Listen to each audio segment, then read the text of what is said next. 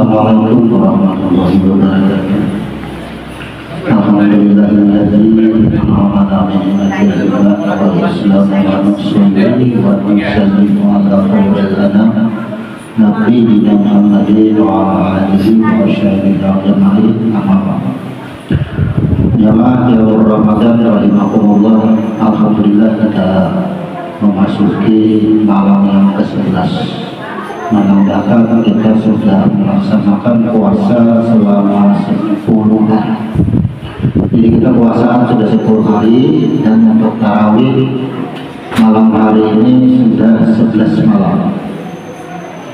Melanjutkan kajian kita pada malam hari ini, yaitu mengenali proses kehidupan setelah kematian. Pada malam hari ini yaitu kita akan mengenali bagaimana ketika mayat diletakkan di tempat sholat. Maksudnya bagaimana ketika mayat berada di depan untuk disolatkan. Di depan mana? Artinya di depan mikrofon misalnya, atau mayat sedang disolatkan. Maka ketika mayat disolatkan akan datang 3 panggilan atau 3 pertanyaan. Yang pertama, wahai anak Adam, setiap amalan yang engkau kerjakan maka akan engkau lihat. Kemudian, wahai anak Adam, jika amal engkau baik akan terlihat baik. Wahai anak Adam, jika amal engkau buruk maka akan terlihat buruk.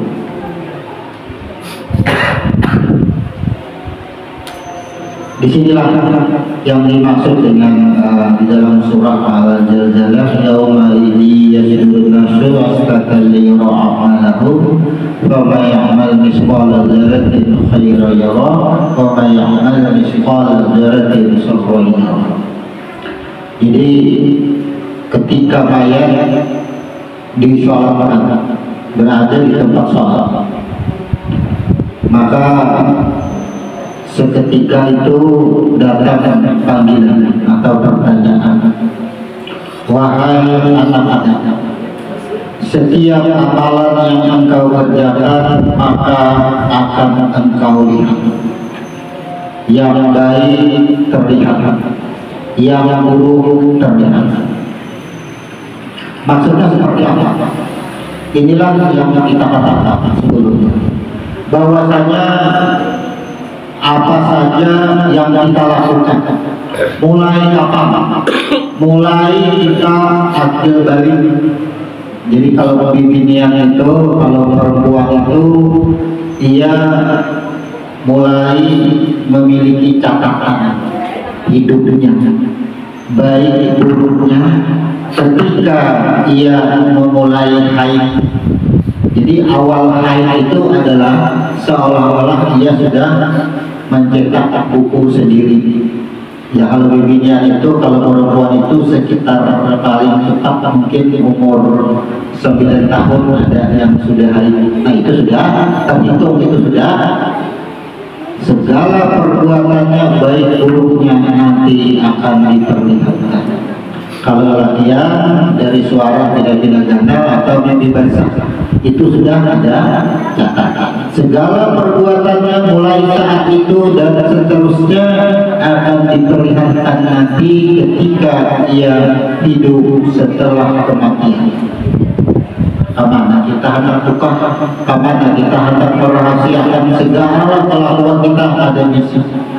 Biar bayangkan, rasakan seolah-olah jadi bayar. Kemudian disolatkan, datang panggilan, wahai anak Adam, pada hari ini semua amalmu akan aku perlihatkan. Bagaimana rasanya? Saat kita menggugah orang, ditampaykan, diperlihatkan.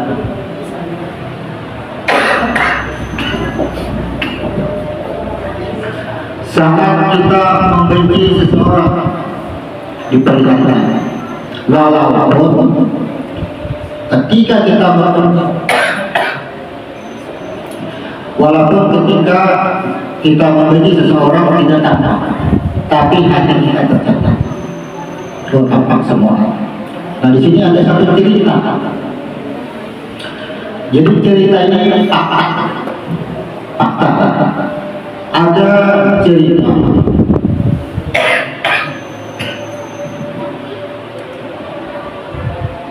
ketika mayat yang sedang disolatkan bangun dari keranda.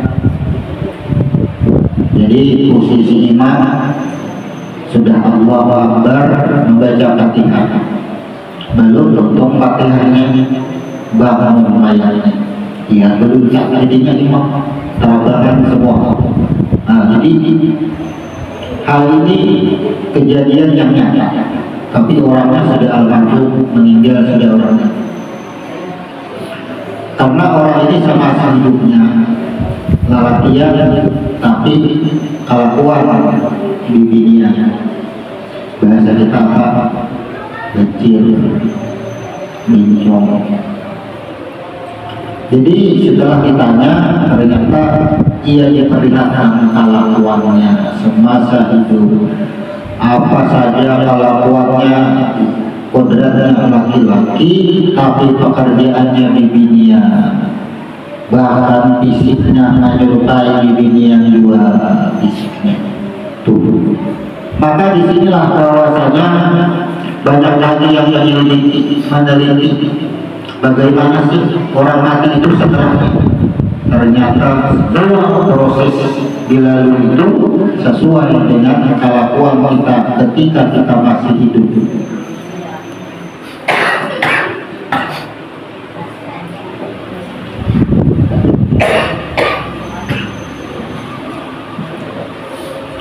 Jadi kita bayangkan aja, seolah-olah jadi mayat.